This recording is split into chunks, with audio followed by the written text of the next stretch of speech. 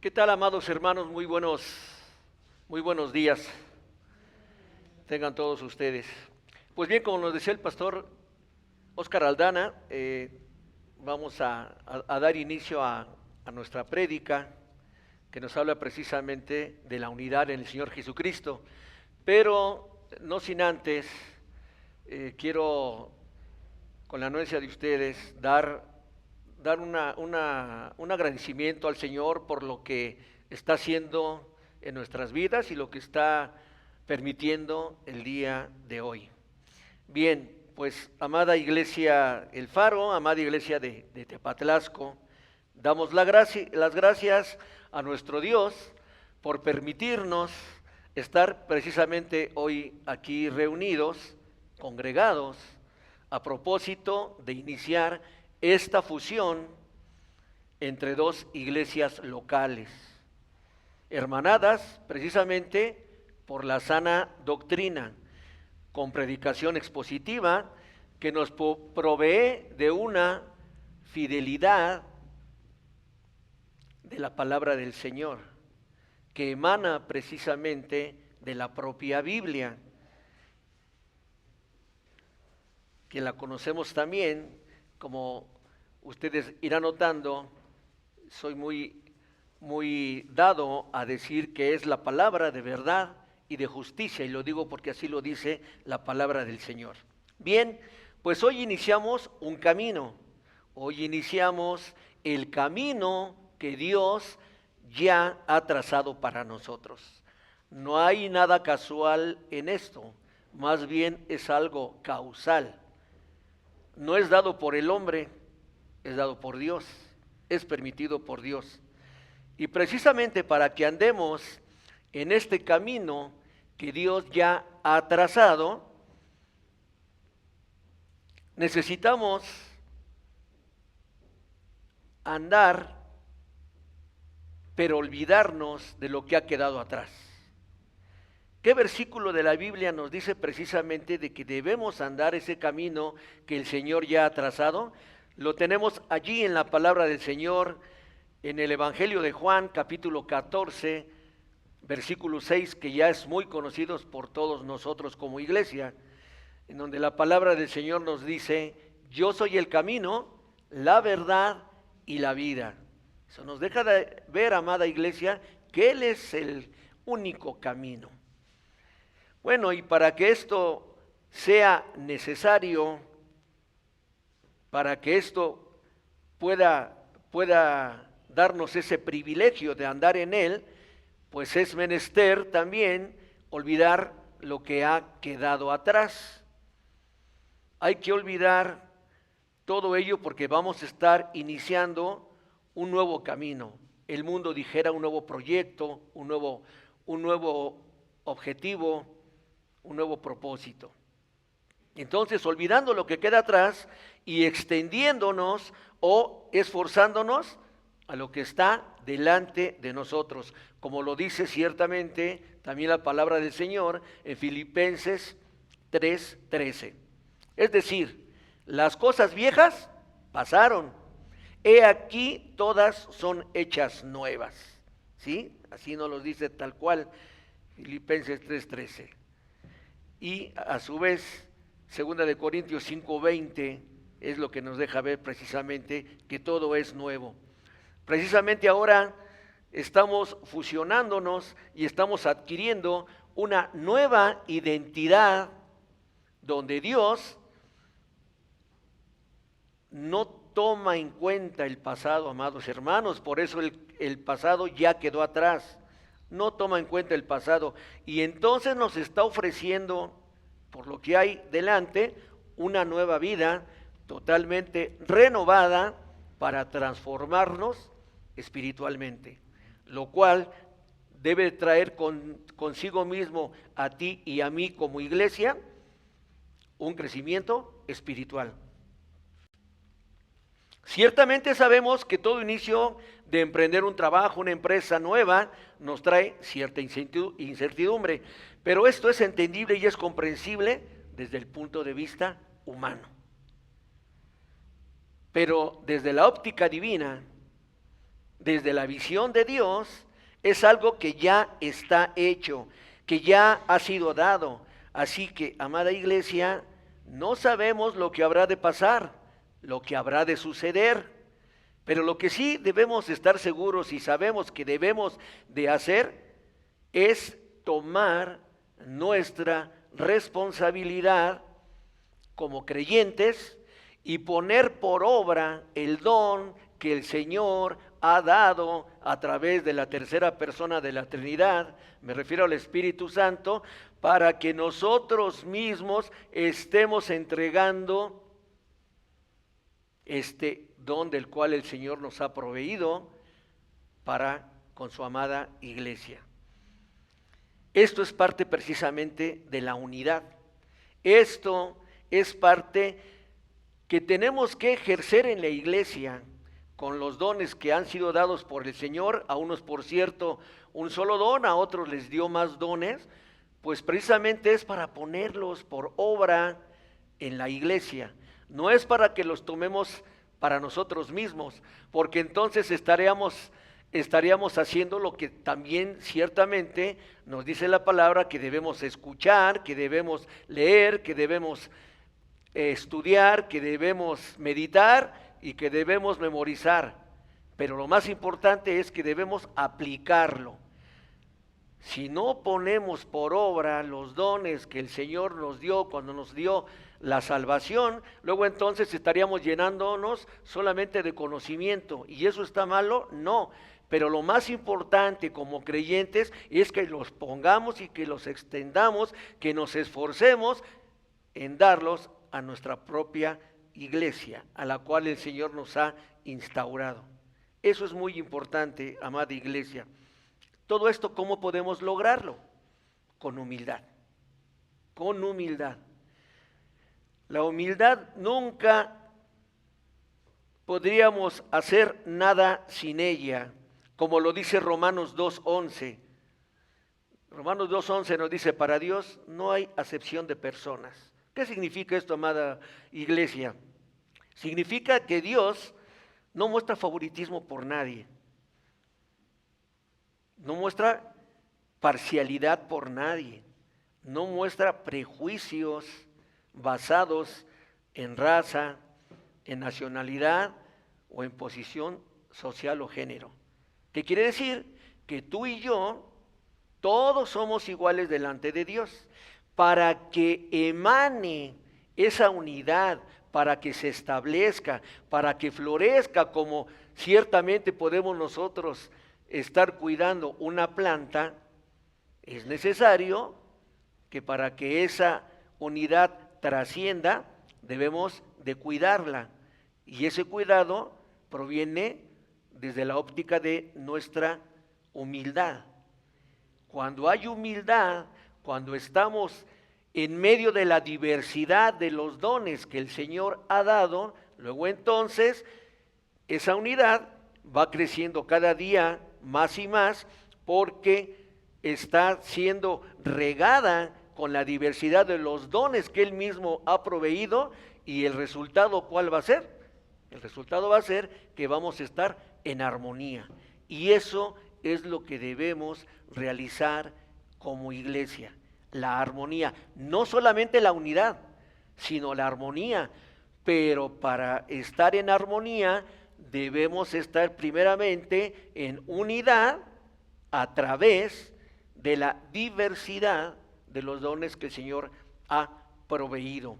Por ello es que el título de esta prédica es Unidos en Cristo, la belleza de la unidad en la diversidad. Bueno, damos gracias al Señor, gracias eternas por permitir este privilegio en todos nosotros como sus hijos, con esta unión de dos iglesias, en la cual debemos tener en mente que debemos comprometernos con responsabilidad a observar el quehacer que determina su palabra y que está allí en el último libro, que es Apocalipsis, en el último capítulo, que es el 22, y que habla sobre la segunda venida del Señor. ¿Qué nos dice? El Señor quiere encontrarnos siendo obedientes. El Señor quiere encontrarnos adorándole. El Señor quiere encontrándonos, esforzándonos en anunciar, en proclamar, en predicar su palabra. Y también quiere encontrarnos, ¿cómo? Sirviéndole. Amada iglesia, eso es lo que debemos hacer tú y yo para agradar a nuestro eterno Señor. Así que tenemos una obra por delante que es un privilegio, pero debemos recordar también que un privilegio debemos entenderlo como una dicotomía, es decir, no podríamos entender la palabra privilegio sin la otra palabra seguida que se llama responsabilidad. Ciertamente es un privilegio del Señor que hoy estemos aquí, pero luego entonces, ¿nos vamos a quedar solamente allí? Claro que no. Debemos de tomar nuestra responsabilidad, asirnos de ella, porque para ello nos dio la salvación. Y la salvación la vamos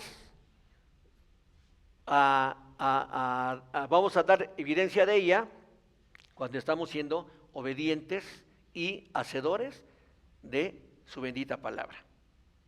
Ok, bueno, esto solamente era para dar agradecimiento al Señor por esta fusión que nos está permitiendo hacer de estas dos iglesias locales para expandir su reino.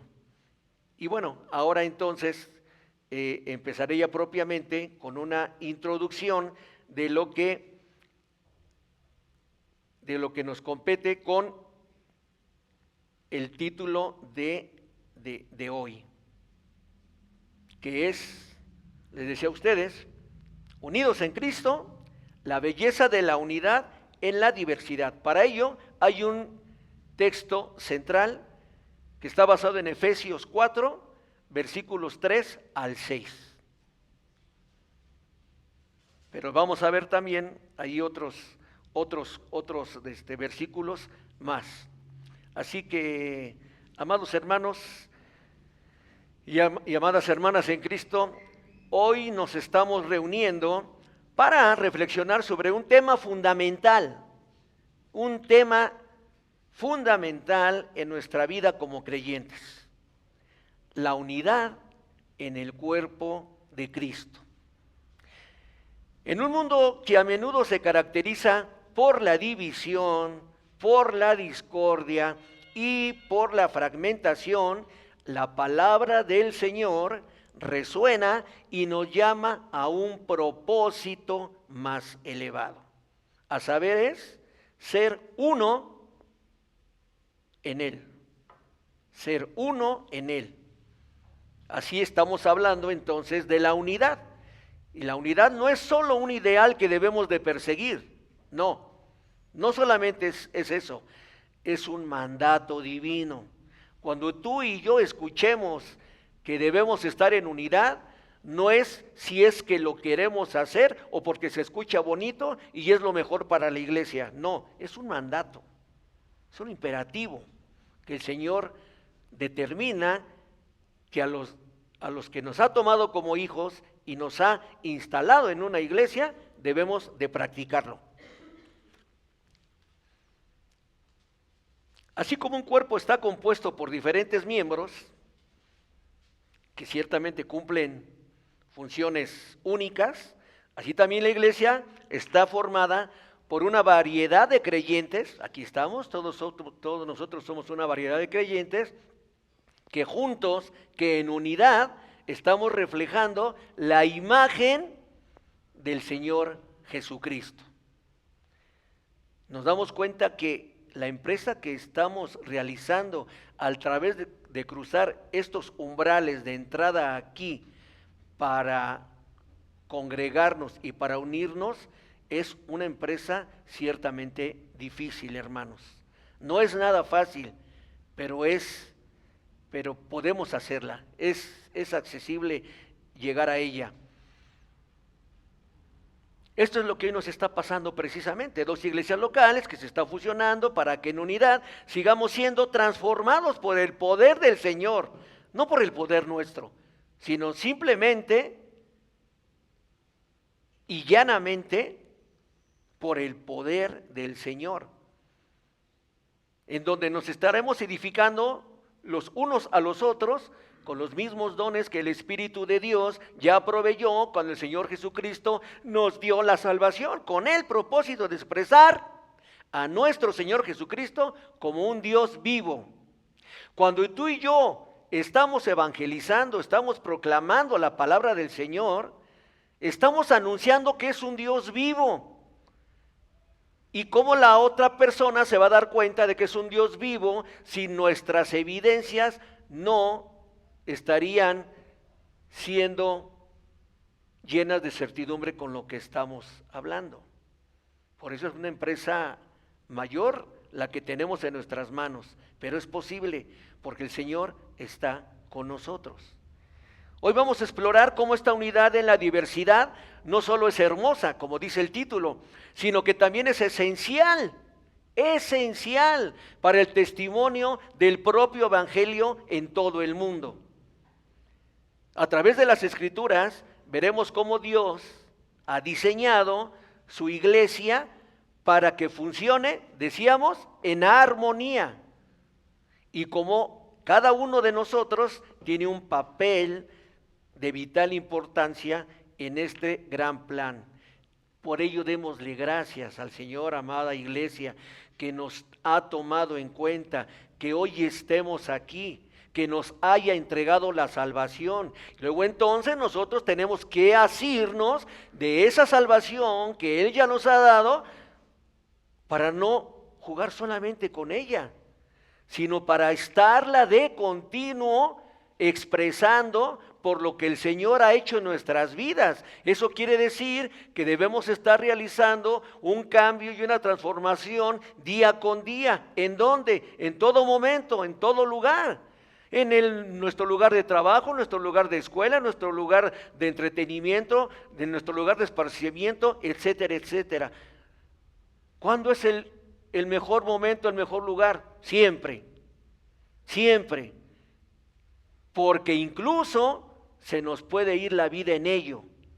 Tú y yo no sabemos si una persona que esté allí en la calle está esperando que le presentemos y que le hablemos del Señor. Pero si no lo hacemos, porque pensamos que no es el momento idóneo, no es el lugar adecuado. Cuando vamos allí en el metro y no precisamente con los mejores olores y las mejores fragancias y vamos todos apretujados, ¿cómo va a ser posible que ese sea el mejor momento? Pues ese es el mejor momento, hermanos. Ese es el mejor momento. Solamente recuerda cuando llegó el Señor a tu vida, cuando te lo presentaron, y verás que no fue precisamente el mejor momento. Yo no creo que estuvieras muy plácido cuando el Señor llegó a tu vida. Bueno, entonces, comencemos nuestro viaje en la Escritura, donde descubriremos la belleza de la unidad en la diversidad en el cuerpo de Cristo. Oremos. Bendito Padre Celestial, Señor, estamos tan agradecidos siempre contigo, Señor, y créenos, por favor, que no solamente es una mera costumbre, Señor, de llevar y decirte esto cada domingo, cada primer día de la semana. No, Señor, no lo hacemos de esa manera. Lo hacemos conscientemente, fervorosamente, porque sabemos que tú eres el Señor de señores, eres el Rey de reyes, y venimos a ti en amor, porque como dice tu palabra, y bien que lo comprendemos, tú nos amaste primero, Señor. Hoy venimos a conocerte más. No nos va a bastar la vida, Padre Santo, para saber lo que nos has legado en tu propia palabra. Por ello es que venimos convencidos, Padre Santo, en entregar todo lo mejor de nosotros para conocerte cada día más, para conocerte plenamente, tal cual como eres, Señor. Sabemos que la empresa es difícil, ciertamente, pero también sabemos que tú nos dices en tu bendita palabra que tú siempre estás con nosotros, que nunca nos vas a dejar solos, que siempre nos vas a tomar de la mano. Y ese consuelo en el cual lo vemos por todas partes, pero sobre todo en la segunda epístola a los Corintios, del capítulo 3 al 8, en donde estamos con angustia, con quebranto, con necesidad, con dolor, con escarnio, con burlas, pero no importa, Señor, no importa, porque tú estás con nosotros en medio de esas peores circunstancias. Por ello es que también venimos a ti, Señor, para que erradiques de nosotros toda esa falsedad, toda esa inmundicia, toda esa lascivia, toda esa vanidad, toda esa soberbia, toda esa altivez que de nada nos sirven, Señor. Estamos convencidos de ello. Estamos convencidos de que solamente tú lo puedes hacer, Padre Santo. Por eso venimos en amor, venimos en arrepentimiento a ti. Queremos ser olor grato para ti, Padre Santo. Danos la fortaleza, por favor, Señor, para que podamos encauzarnos en ese camino que solamente tú quieres que caminemos, que andemos en él, que no vayamos a derecha ni a izquierda. ¿Que va a ser tormentoso? Sí. ¿Que va a ser lleno de pruebas? Sí. Pero que no solamente está la luz hasta el final de ese camino, porque la luz significas tú.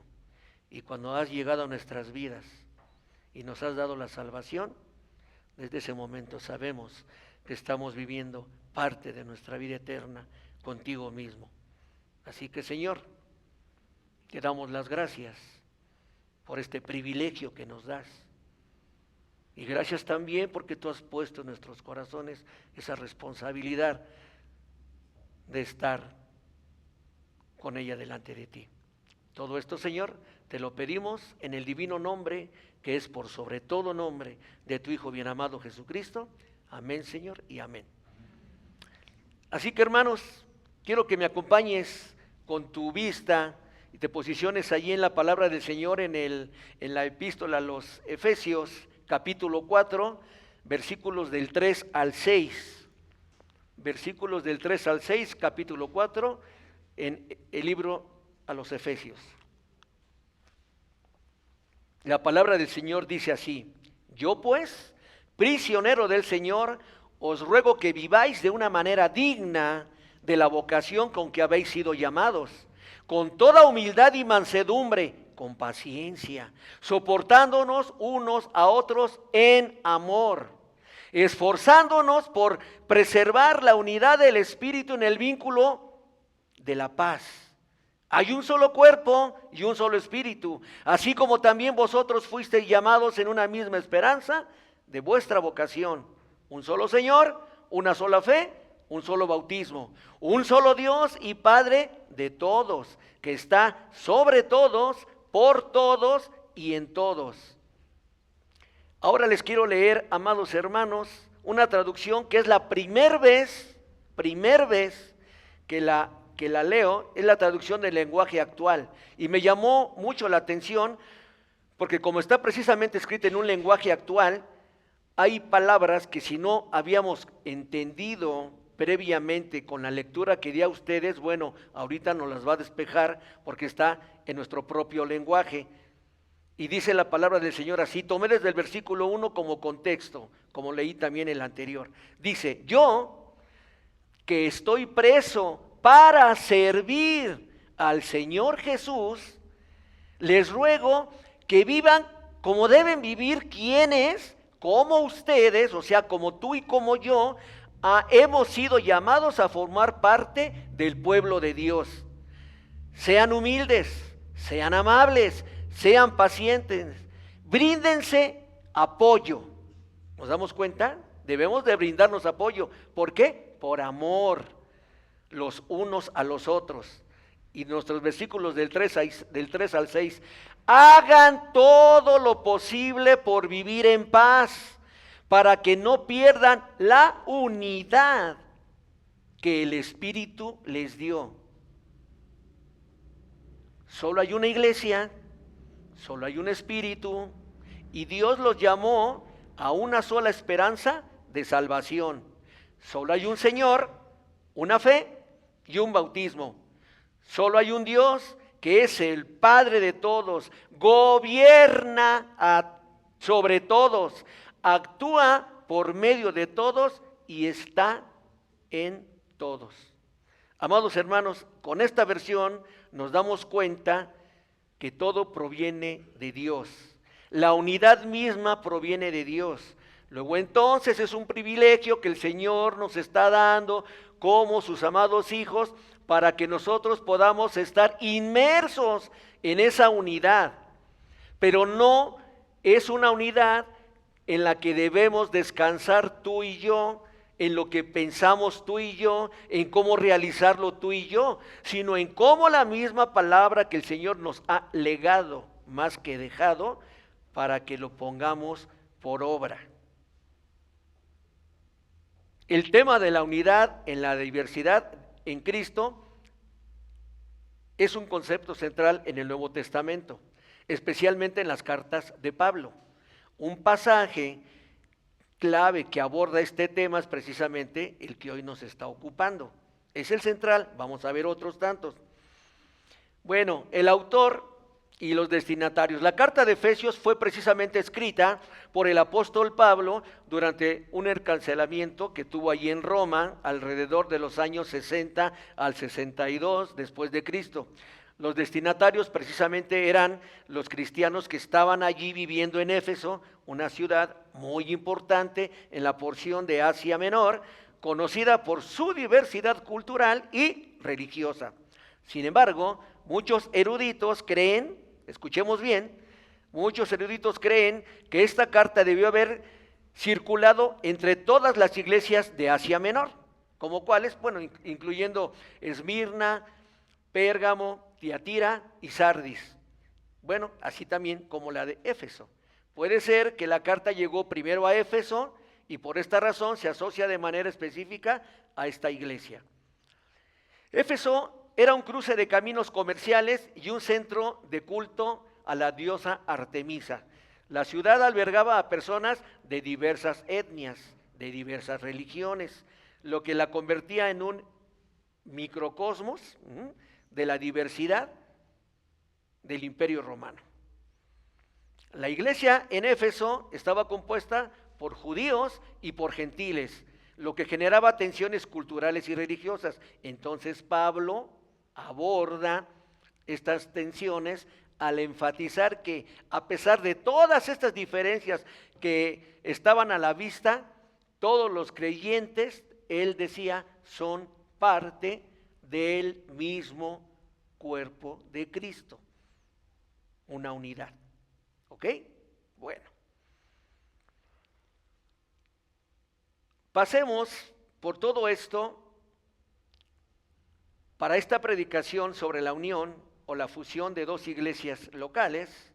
Es importante abordar el tema desde la perspectiva bíblica, ¿verdad? No desde la perspectiva humana. Esto lo está permitiendo el Señor ciertamente, pero basado en su propia palabra. Entonces, tenemos que resaltar la unidad que existe en el cuerpo de Cristo. Por ende, hoy veremos cuatro principios bíblicos que emanan de la propia Escritura para que entendamos y comprendamos lo que caracteriza a nuestro tema central de hoy, lo que caracteriza a la unidad en el cuerpo de Cristo. A saber, el primero es el llamado o el mandato a la unidad, que nos va a ocupar estar viendo esta porción de la palabra de Efesios 4, del 3 al 6. Pero luego vamos a ver el siguiente punto, el siguiente principio, que es un hilo conductor que nos lleva a la diversidad de los dones para la unidad. Una vez que ya sabemos que es un llamado, que es un mandato del mismo Dios, entonces el Señor cuando nos dice lo que hay que hacer, amada iglesia, siempre nos dice cuándo hay que hacerlo y cómo hay que hacerlo. No nos deja allí a la deriva. Siempre nos da una explicación y nos da un por qué, un para qué y un cómo de todas las cosas. Entonces, ya nos dio el llamado y el mandato a la unidad, ahora nos va a decir que existe una diversidad de dones para que esa unidad se vaya proliferando cada vez más. Eso lo vamos a encontrar en la primera epístola a los Corintios, capítulo 12, de los versículos 12 al 14. Y esto nos va a llevar al último principio. Les había dicho a ustedes en un principio que iban a ser 4, no, son 3. Al último principio, que es el propósito de la unidad. Ok, ya nos dijo el Señor que es un mandato, es un llamado. Y después, ¿cómo podemos cumplir ese llamado? Ahora, el para qué. ¿Cuál es el propósito de la unidad? Aquí en su iglesia. Eso es muy importante. Ello lo vamos a ver allí con la epístola de Juan, capítulo 17, de los versículos 20 al 23. Así que empecemos con el primer principio, con el llamado o mandato a la unidad. Ya le dimos lectura, son de los versículos 3 al 6, que nos dice, esforzándonos, o algunas versiones, ustedes las tendrán, que nos dice, solícitos para preservar o para guardar la unidad del Espíritu en el vínculo de la paz. ¿Sí? Bien, en estos 3 versículos, lo que Pablo nos trata de enseñar, más bien lo que nos enseña, nosotros somos los que tratamos de entender, que nos está exhortando a los creyentes a mantener la unidad del Espíritu en el vínculo de la paz. La unidad, entonces, no es solo un deseo de Pablo, no, es un mandato. Hace rato veíamos en el estudio que la palabra de Dios fue ¿qué? Inspirada, fue soplada a través del Espíritu Santo a esos aproximadamente 40 autores tan diversos. No solamente era gente preparada, era gente sencilla, el mundo dice común y corriente, a mí me gusta decir sencilla y general como lo hay por todos lados. Entonces la unidad en la diversidad refleja a la Trinidad, amados hermanos, es lo que vamos a ver aquí, es lo que también nos deja ver este texto. La unidad en la diversidad refleja que la Trinidad, porque están haciendo su función el Padre, el Hijo y el Espíritu Santo, para que exista la unidad.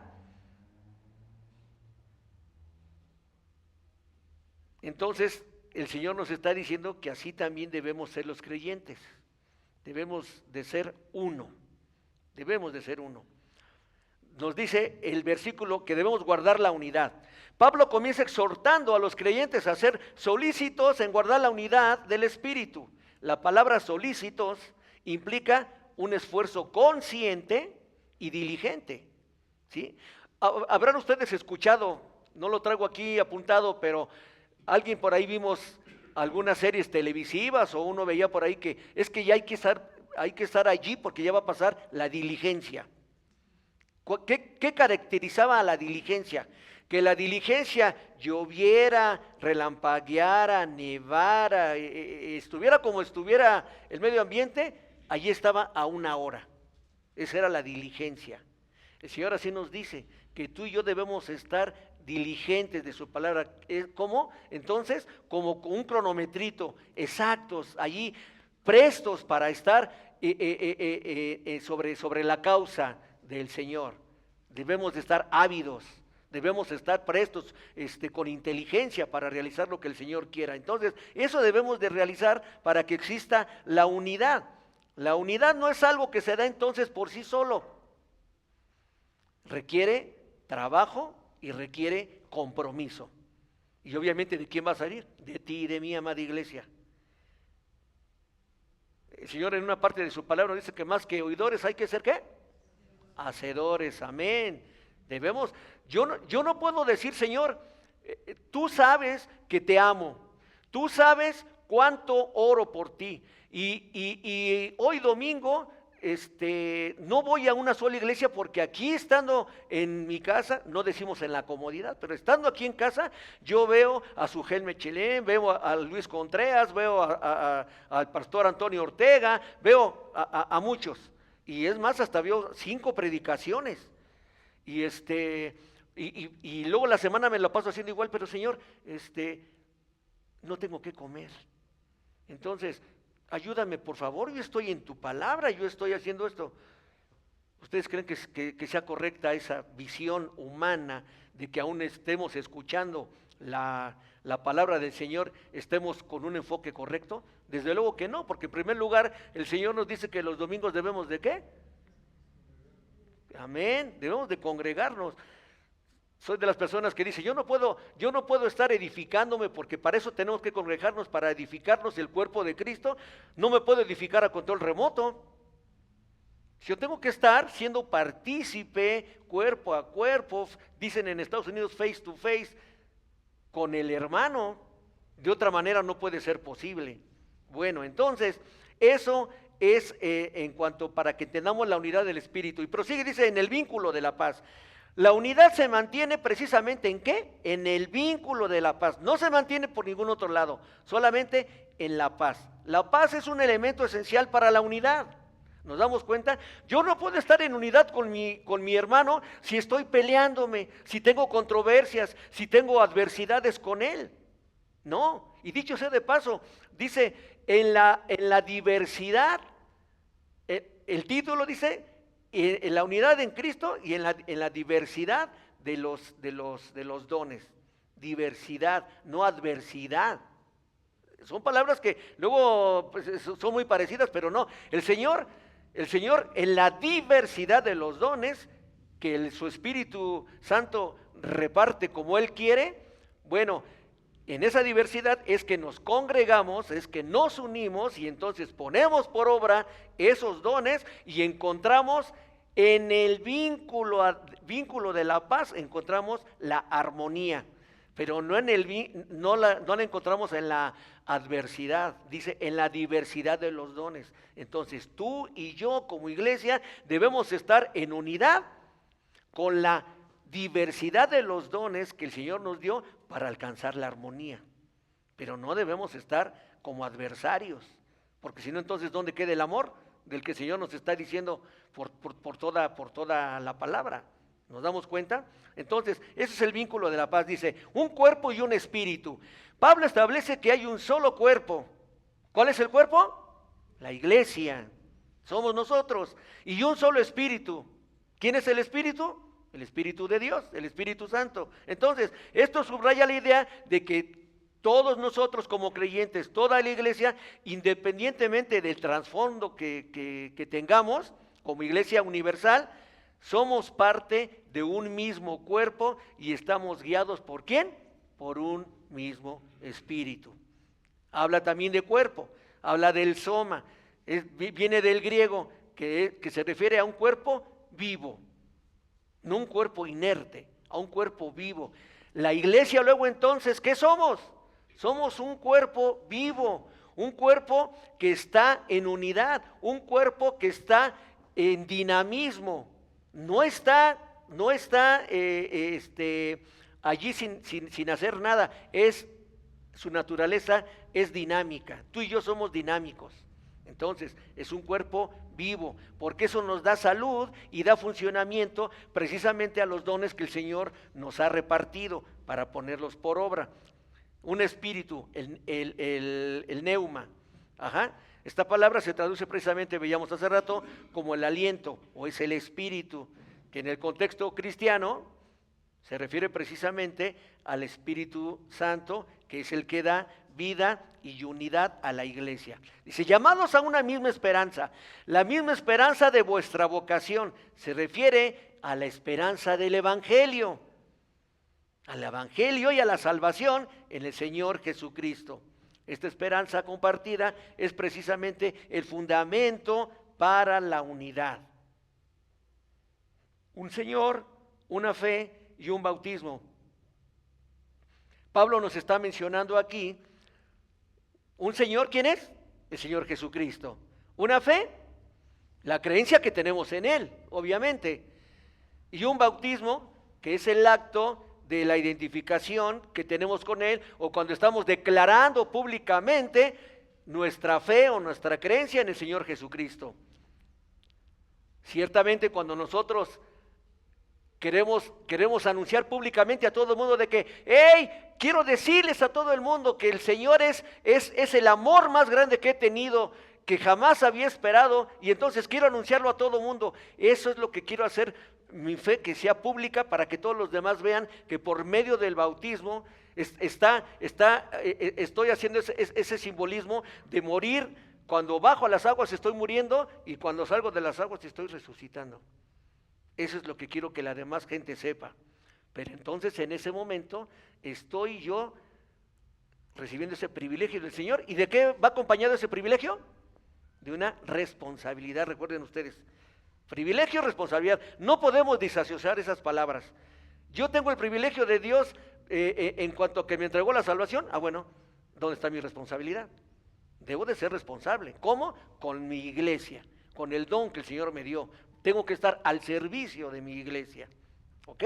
Bueno, un Dios y un Padre de todos. Finalmente Pablo concluye con la afirmación de que hay un solo Dios y Padre de todos, que está por encima de todos, está sobre de ti, sobre de mí. Eso significa, está encima de nosotros, a través de todos nosotros también. Entonces, esto está reforzando la idea de que todos los creyentes, de que tú y yo somos parte de ¿qué? De una misma familia, porque estamos en unidad. De la iglesia de Tepatlasco, los hermanos, y la verdad lo puso el Señor en mi corazón desde el primer día que estuve ahí aproximadamente hace año y medio, como decíamos que éramos una familia ¿qué? Muégano. Eso debemos ser. Debemos, si el hermano de repente estoy caminando, ay, me tropiezo y no me doy cuenta, yo tengo que ir inmediatamente con mi hermano, codo a codo, hombro a hombro, y levantarlo, demostrarle mi amor. Y como esas hay muchas otras ilustraciones. Eso debemos de hacer en verdad con los que amamos, porque aquí es muy bonito, venimos, está una burbuja muy padre, todos somos creyentes en el Señor, somos cristianos, es más, ya todos somos salvos, y amén, aleluya, gloria a Dios. ¿Eso está mal? No, está bien. Pero ¿qué pasa cuando cruzamos la puerta? Esa es la verdadera prueba, amados hermanos. Eso es lo que nos caracteriza cuando nosotros en verdad estamos expresando al Señor, a ese Dios vivo, por nuestros actos. Nosotros no debemos de ser políticos. Nosotros debemos ser como el Señor nos dice. Debemos de reflejarlo a Él. Bueno, ¿y qué aprendemos con todo esto? ¿Qué aprendimos con todo esto que acabamos de ver? Bueno, que el llamado a la unidad es un mandato claro para nuestra iglesia. Otro punto, que la unidad no es opcional, es esencial para el testimonio del Evangelio. Y de eso nos tenemos que encargar tú y yo, la iglesia. Que la diversidad dentro de la iglesia debe ser vista como una fortaleza. ¿Por qué? Porque el Señor da un don a alguien y da otro don a otra persona y da otro don a otro y diferentes dones. Y entonces cuando nosotros nos unimos y estamos provocando y ejerciendo esos dones, es para que el reino se extienda, para que la iglesia prevalezca. Recordando también que sin ti y sin mí, el Señor es el Señor, sigue siendo el Señor y su iglesia va a prevalecer. Por eso es un privilegio que nos fue dado. Por eso tenemos que asirnos de esa responsabilidad para no perdernos el privilegio que el Señor nos ha dado. ¿Me explico? Ok, entonces, la otra parte es que la unidad en el cuerpo de Cristo es un reflejo ¿de quién? Del que nos los dio, de la naturaleza misma de Dios. Porque Dios es uno, y así quiere entonces que tú y yo como iglesia seamos uno, en unidad. Bueno, al meditar este pasaje, debemos de cuestionarnos, amada iglesia, ¿cómo podemos ser más diligentes en guardar la unidad en nuestra propia iglesia. ¿Cómo vas a salir hoy tú por esa puerta y vas a aprovechar ese entendimiento que el Señor nos está dando para que lo llevemos a la comprensión? Recuerda que el Señor nos da inteligencia, entendemos las cosas, pero no las comprendemos hasta que no las llevamos a cabo, hasta que no las realizamos. Entonces, ¿entendemos las cosas? Sí, todos entendemos las cosas, pero no todos las comprendemos. Y el debe ser de un cristiano, de un creyente, es ser comprensivo de la palabra del Señor. Entonces, debemos hacernos este cuestionamiento y aparte, ¿qué pasos podemos tomar para fomentar la paz y la armonía entre nosotros como iglesia? ¿Te das cuenta que sí tenemos una gran responsabilidad? No es que ahorita ya venimos y escuchamos la prédica y después nos vamos y luego, ¿qué va a pasar de lunes al próximo sábado? Al lugar en donde estemos, en nuestro trabajo, nuestra oficina, nuestra escuela, donde quiera que sea. ¿Qué va a pasar con lo que aprendimos de la palabra del Señor hoy domingo? Tenemos que ponerlo por obra. Eso es lo que tenemos que hacer. Bueno, ahora bien, este hilo conductor nos va a llevar al segundo principio que caracteriza la unidad en el cuerpo de Cristo. ¿Cuál es? La diversidad de los dones para la unidad. Primera de Corintios 12, versículos 12 al 14. Se los leo rápidamente. Porque así como el cuerpo es uno y tiene muchos miembros, pero todos los miembros del cuerpo, aunque son muchos, constituyen un solo cuerpo, así también es Cristo. Pues por un mismo espíritu todos fuimos bautizados en un solo cuerpo, ya judíos o griegos, ya esclavos o libres, y a todos se nos dio a beber del mismo espíritu. Porque el cuerpo no es un solo miembro, sino muchos. Unidad. Vemos unidad por donde quiera, amada iglesia. Hay palabras que incluso se utilizan también en los versículos anteriores. Bueno, aquí Pablo, el mismo autor, está utilizando la metáfora del cuerpo para describir cómo cada miembro tiene un papel único, pero esencial. Tu papel como oveja, por muy diminuto que tú lo quieras ver dentro de la iglesia, no es pequeño, amado hermano. Todos tenemos algo importante que hacer y la palabra del Señor nos dice que aunque sea muy pequeño es esencial, esencial. Así que tú mismo no te minimices, no, por supuesto que no. O sea, soy un hijo de Dios, soy creación de Dios, luego entonces el Señor me ha dado también un privilegio para que yo lo lleve a efecto y entonces lo voy a hacer.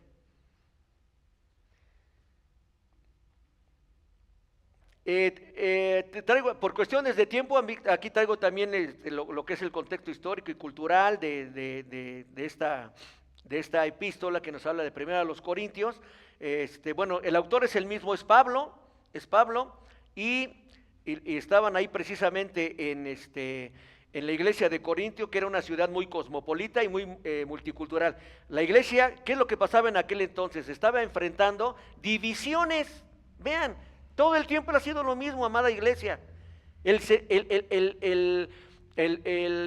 iba a decir el común denominador.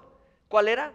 Que siempre, por nuestra naturaleza pecaminosa, es que nadie queremos ser menos que otros. Siempre queremos ser más que el otro. En lugar de estar en unidad y estar en amor, no, si el hermano tiene un bochito, no, pues yo quiero tener un Renault. Y no, pues ahora yo quiero tener un Ford. No, yo quiero tener, etcétera. ¿Sí me explico?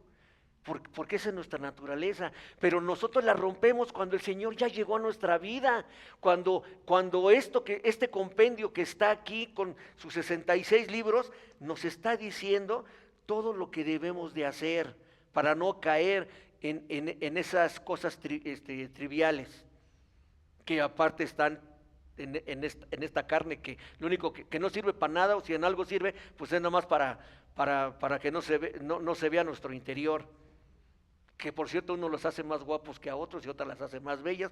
Yo no alcancé esa repartición, pero bueno, no me quejo de eso. Entonces, vean, el Señor quiere que estemos en esa unidad, ¿sí? Allí pululaban, allí en Corinto, todo esto, pero entonces estaban estos problemas y de divisiones internas, de problemas de unidad, y entonces lo que Pablo llegó a hacer era abordar la importancia de la diversidad. Es nuestro punto, recuerden ustedes, la importancia de la diversidad de los dones en el contexto de la unidad en el cuerpo de Cristo.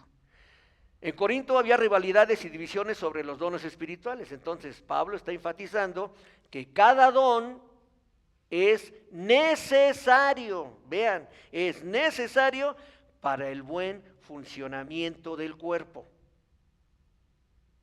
Eso fue escrito hace aproximadamente casi 2000 años. Y luego pareciera que lo estamos viendo en las noticias, que el Señor está repartiendo los dones y todos queremos ir a que nos dé un don, los que no los tengamos, hablemos en general, y entonces queremos ese don. ¿Y entonces para qué? Porque nos está haciendo ver esos anuncios en la televisión de que son necesarios para el funcionamiento de nuestro cuerpo. Entonces, eso que fue escrito hace aproximadamente 2000 años está funcionando hoy día. ¿Pero qué crees? ¿Cuál es la buena noticia, amada iglesia? Que tú y yo ya lo tenemos. ¿Y entonces qué estamos haciendo con él? A los que el Señor ya nos ha entregado la salvación. ¿Qué estamos haciendo con él? ¿Estamos desperdiciando nuestro tiempo? ¿Estamos desperdiciando nuestras vidas? ¿Nos interesa más ganar dinero? ¿Nos interesa ser campeones del equipo de fútbol del barrio de los domingos, y en el que hasta tengo que ir a entrenar 2 o 3 días a la semana, y allá sí tengo chance de ir a entrenar, pero no tengo tiempo para dedicarle media hora a leer la palabra del Señor? ¿Me explico? Nadie me lo contó, amados hermanos, de allá venimos, de allá venimos. Entonces, es necesario que no haya rivalidades ni divisiones en la iglesia, puesto que ya el Señor nos repartió los dones. ¿Ok? El versículo 13 nos menciona que todos los creyentes, independientemente de su origen, dice judíos, griegos, esclavos o libres, son parte del mismo cuerpo a través del bautismo del Espíritu. Esto está enfatizando que la diversidad no solo es aceptada, sino que es parte del diseño divino. Él es el proveedor. La frase "a todos se nos dio a beber de un mismo espíritu", ahí de este mismo versículo 13, está subrayando que aunque hay diversidad en los dones y funciones, la fuente de todos ellos es el mismo Espíritu, el Espíritu Santo, amados hermanos. Y entonces esto es fundamental para mantener la unidad en la diversidad. ¿Ok? Bueno, ¿qué encontramos con esto? La enseñanza de Pablo en este pasaje es que la iglesia debe valorar, nuestra iglesia debe valorar y debe reconocer la diversidad de los dones como un reflejo de la creatividad de Dios. Dios también es creativo, amados hermanos. Entonces nos da esa diversidad de dones para un contentamiento propio humano, y que eso nos acerque más a entender a nuestro propio Dios. Si a veces tú en tu habitación, en tu lugar en donde tú oras al Señor, tienes una pregunta como esta de que, Señor, es que yo no puedo entender, mi mente humana no puede alcanzar a comprender tu magnitud, tu inconmensurabilidad. Una palabra que ustedes ya van a ir conociendo, me gusta mucho. El Señor es inconmensurable. Ustedes entran al diccionario de la lengua de la Real Academia Española y dice, inconmensurable es algo que no tiene profundidad, que no tiene altura, que no tiene volumen. O sea, el Señor es así, no hay nada que lo contenga. Entonces, si tenemos esa pregunta, Señor, es que mi mente tan diminuta delante de ti no podría entenderte, créetele, hermano. Hay un principio para esto. Con el don, porque es un don divino, no es un don humano. El don divino que proviene del Dios nos acerca más a Él. Pero ¿cuándo nos acerca más a poder entenderlo a Él? Cuando lo estamos poniendo por obra. Si el Señor, imagínense que alguien le dio hasta 3 dones, pero es un hermano que nunca falla a la iglesia, está los domingos, va a las conferencias, está donde gusten y manden, pero nunca jamás lo pone por obra, lo pone en práctica. ¿Cuándo va a entender? ¿Cuándo va a haber ese acercamiento para poder entender a su Dios? Él mismo se lo está perdiendo, porque no lo está poniendo por obra. Pero cuando tú estés accionando, estás en dinamismo con tu Señor, entonces eso te hace acercarte cada vez más, lo vas a comprender, lo vas a entender. Eso es lo que nos deja la diversidad de los dones cuando los ponemos por obra. Bueno, y entonces, de esta manera natural, estos puntos nos conducen al tercer y último principio bíblico que caracteriza la unidad en el cuerpo de Cristo, el cual es el propósito, el para qué de esta unidad. Lo vamos a ver en Juan, en el Evangelio de Juan, capítulo 17, versículos del 20 al 23.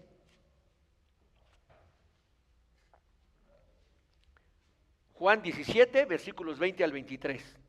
La palabra del Señor dice así: mas no ruego solo por estos, sino también por los que han de creer en mí la palabra de ellos, para que todos sean uno, nuevamente unidad, como tú, oh Padre, estás en mí y yo en ti, que también ellos estén en nosotros, para que el mundo crea que tú me enviaste.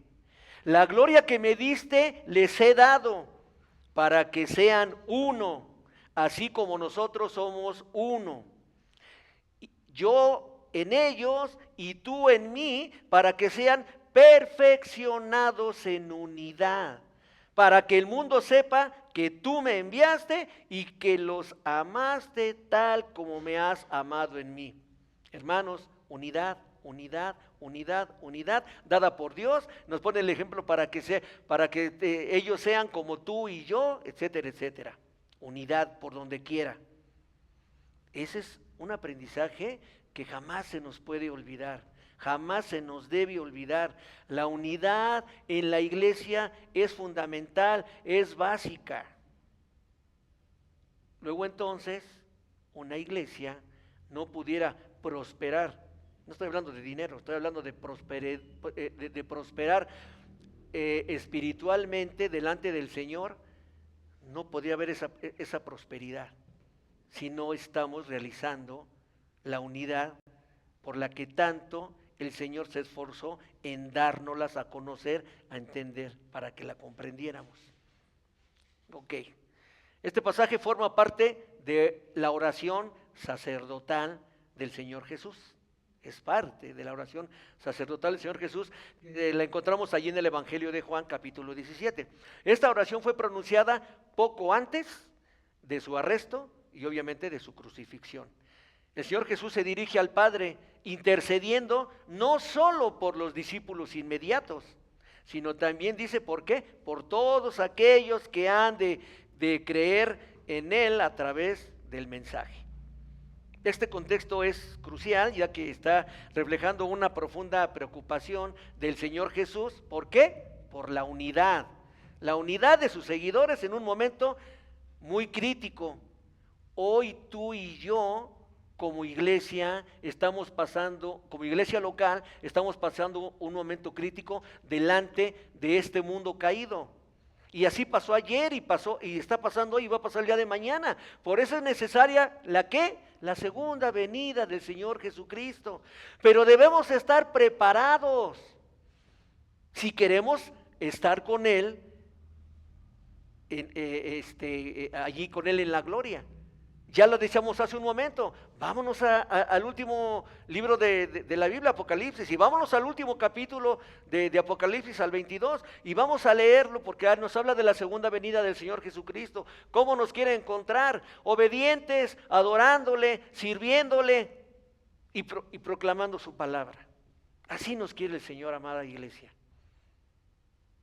Entonces debemos de apresurarnos, debemos de ser diligentes. Si no, hagamos de cuenta que no sabíamos. Bueno, ¿qué creen? Hoy ya sabemos. Hoy ya no hay excusa. Ya no hay de que no lo sabía. Entonces, y qué bueno por eso. Entre más sepamos de la palabra del Señor, estamos más preparados para poder ejercer lo que Él quiere para nuestras vidas, sabiendo de antemano que lo que Él quiere para nuestras vidas es lo mejor. Dice, estamos hablando de una intercesión por la unidad. El Señor Jesús no solo ora por sus discípulos, sino que también por todos aquellos que creerán en Él en el futuro. Esto está mostrando que la unidad es un propósito divino, como lo veíamos, pero aquí que está trascendiendo el tiempo. Aquí hay otra situación. O sea, ya veíamos que la unidad es un propósito divino, ok, pero en este texto específicamente, ¿qué nos está mostrando? Que trasciende el tiempo y se está extendiendo a toda la comunidad de creyentes.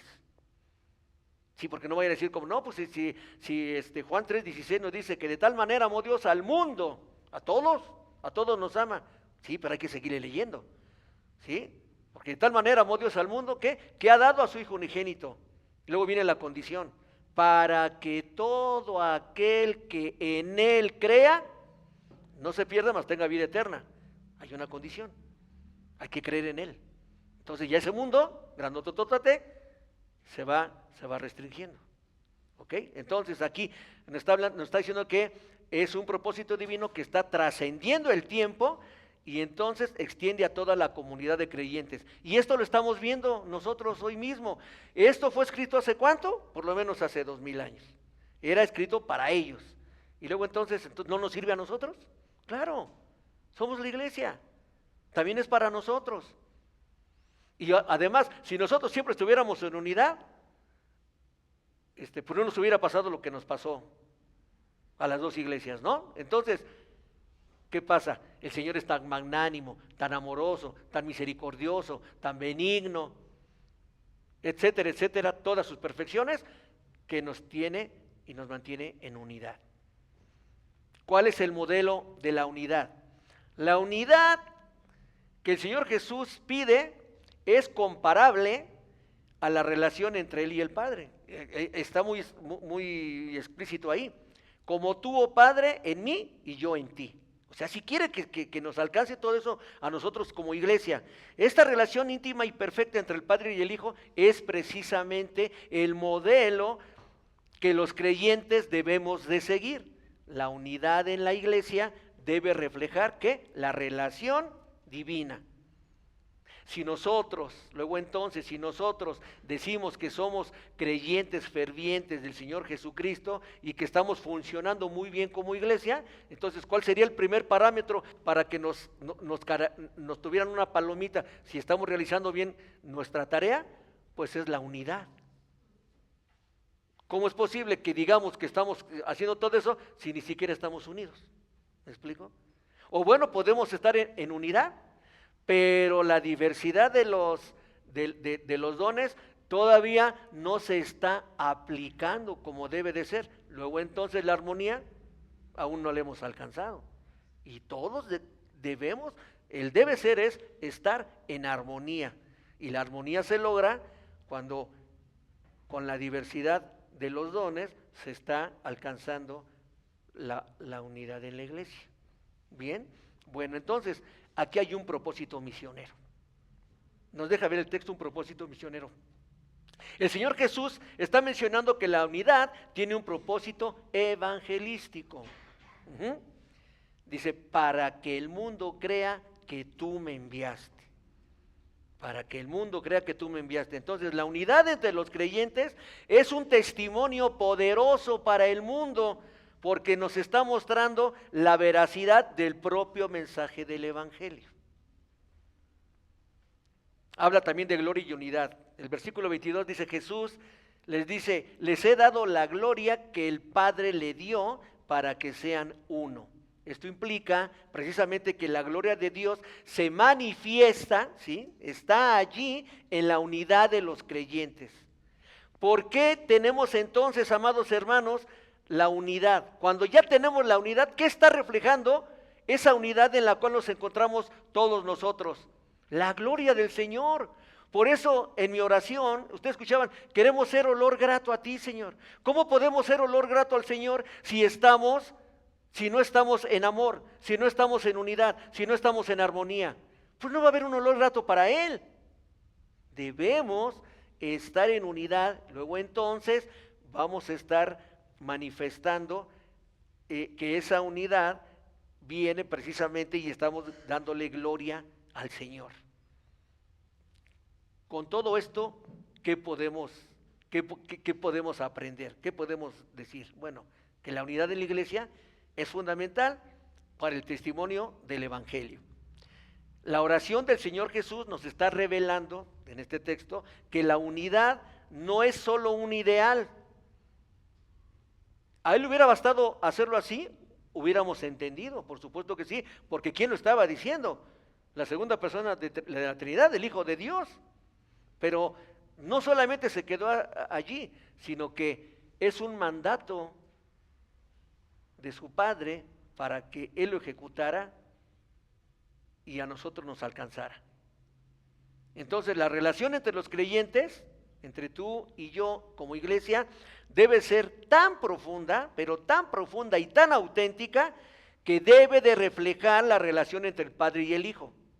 Lo que les decía, ¿cómo es posible que nosotros querramos expresar a otros que Dios es un Dios vivo si andamos torcidos en nuestros caminos?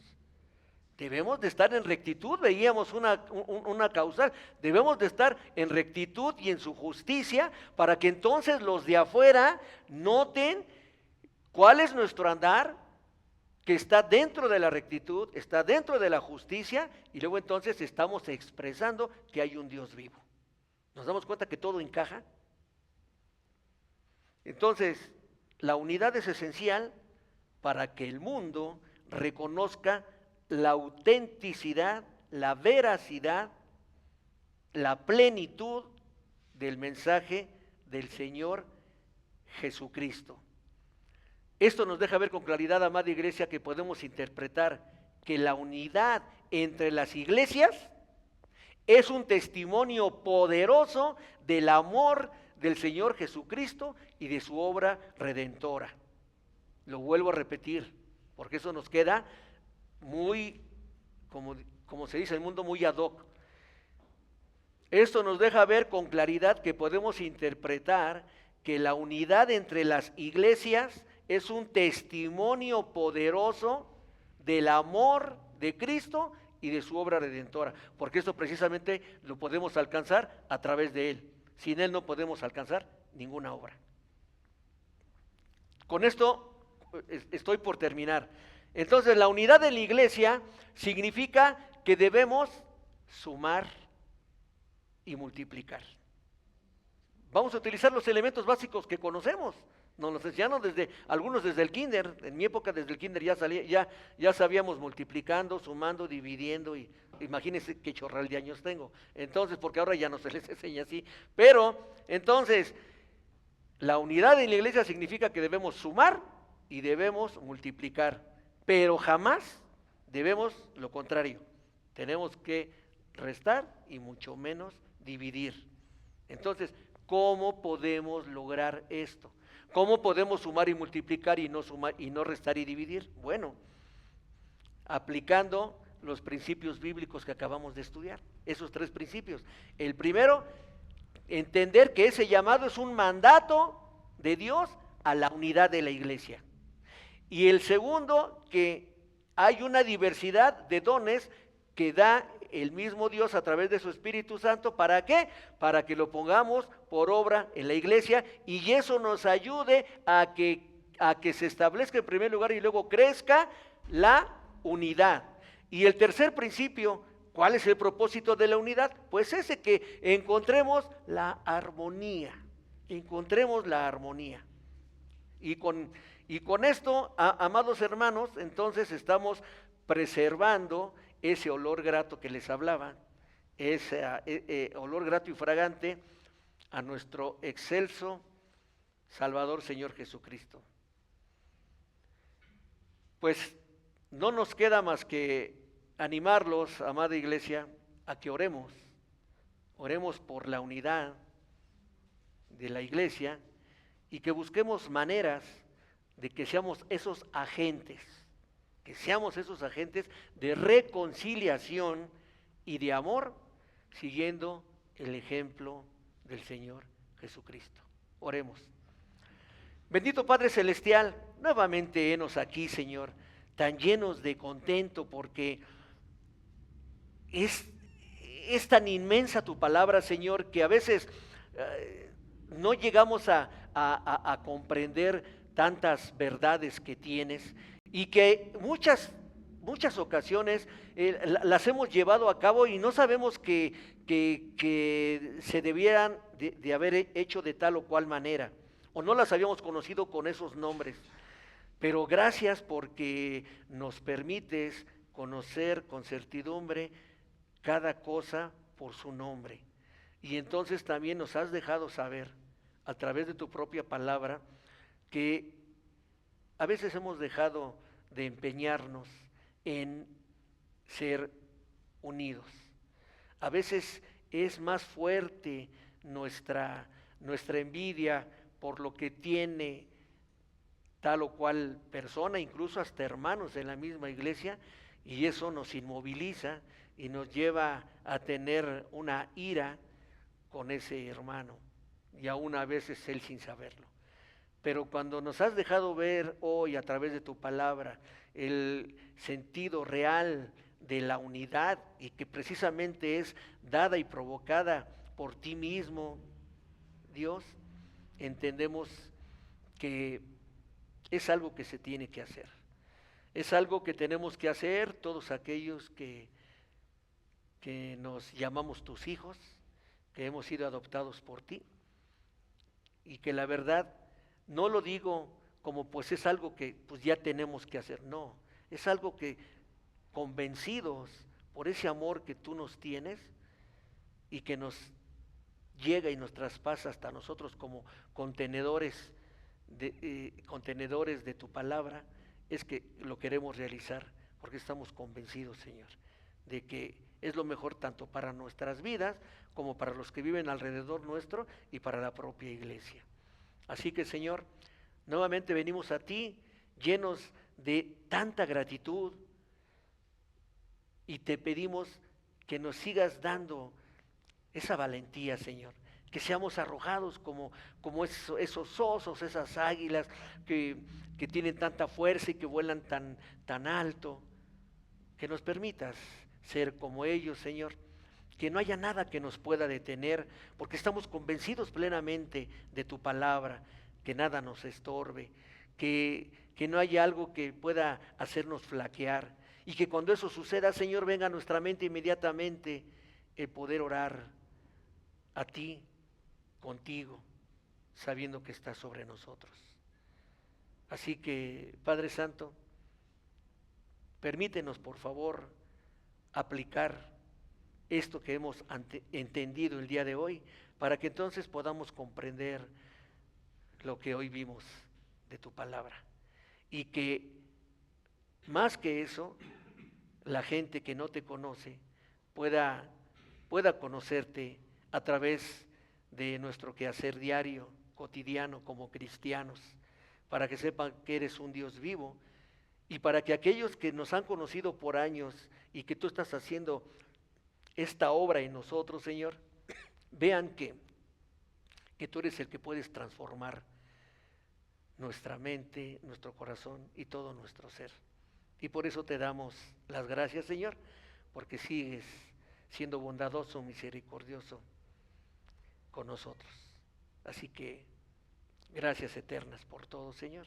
Y esto te lo pedimos en ese nombre que es por sobre todo nombre de tu Hijo bien amado Jesucristo. Amén, Señor, y amén. Gracias, hermanos.